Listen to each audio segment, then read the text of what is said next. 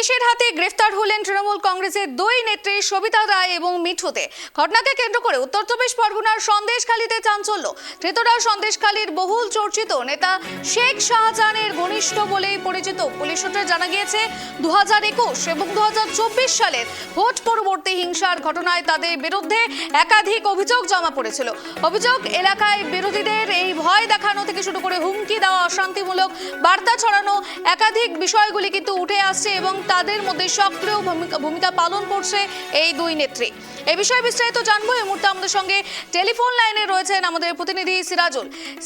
সন্দেশখালীর সেই বহুল পরিচিত ঘটনা, অর্থাৎ সন্দেশখালীর শেখ শাহজাহান, তার সঙ্গেই ঘনিষ্ঠ দুই তৃণমূল নেত্রী, কি জানা যাচ্ছে?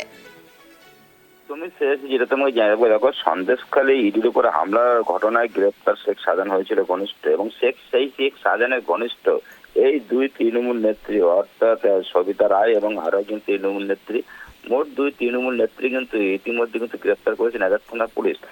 ইতিমধ্যে নাগার থানা পুলিশ অন্য জায়গা থেকে তাদেরকে কিন্তু গ্রেপ্তার করে, এবং তারা কিন্তু পলাতক ছিল, পলাতক ছাড়া সত্ত্বেও কিন্তু রেহাই পায়নি, তাদেরকে গ্রেপ্তার করেছে।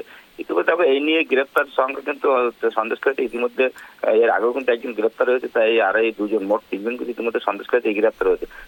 বিভিন্ন জায়গায়, বসিরহাট মহকুমায় বিভিন্ন জায়গা থেকে একের পর এক তৃণমূল নেতা নেত্রী গ্রেপ্তার হওয়া থেকে কিন্তু তৃণমূল একটা অস্বস্তি পড়েছে। তার কারণ দেখো, এরা যে দুর্নীতি করেছে, এই যে সবিতা রায় এবং আরো একজন তৃণমূল মিঠু সর্দার, এরা যে দুর্নীতির সঙ্গে জড়িত এবং যে সন্ত্রাস যেটা চালাতো, সেটা কিন্তু একটা তাদের বিরুদ্ধে একাধিক অভিযোগ, অর্থাৎ 2021 সালে এবং 2024 সালে হিংসা, ভোট পরবর্তী হিংসা, তারা